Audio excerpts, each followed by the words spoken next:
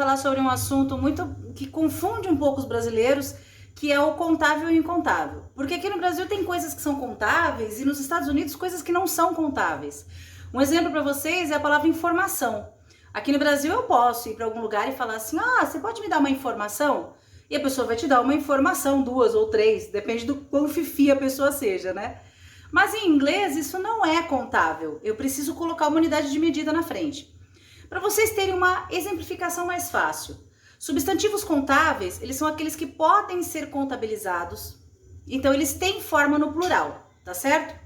E os substantivos incontáveis, eles não têm forma no plural e eles precisam de uma unidade de medida na frente deles, seja a quilo, a slice, a piece of, qualquer uma dessas daí. Quando nós falamos de coisas contáveis, eu vou dar uns exemplos para vocês. Strawberries, dogs, cats, são coisas contáveis, eu não preciso de uma unidade de medida. Coisas incontáveis como rice, bean, water, air, information, são coisas incontáveis porque a gente precisa ter uma unidade de medida na frente dela para que a pessoa saiba do que eu estou falando. O que causa um pouco mais de confusão são os substantivos incontáveis, os uncountables. Porque para cada substância, para cada substantivo, a gente precisa de uma unidade de medida diferente.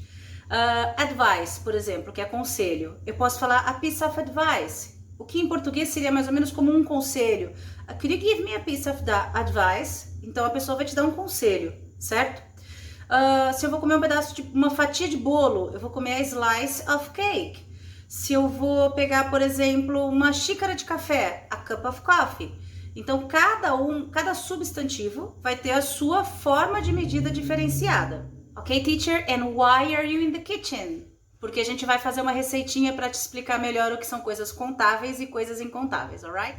Bom, pessoal, para vocês terem uma ideia de coisas contáveis e incontáveis, eu vou ensinar para vocês uma receitinha bem básica de cheese puffs. Cheese puffs dá mais ou menos como pão de queijo em inglês, tá? Então, a gente tem, por exemplo, aqui, ó. Eu tenho queijo ralado, então, por exemplo, queijo ralado é uma coisa que eu preciso ter uma medida. Então, eu vou ter 50 grams of grated cheese.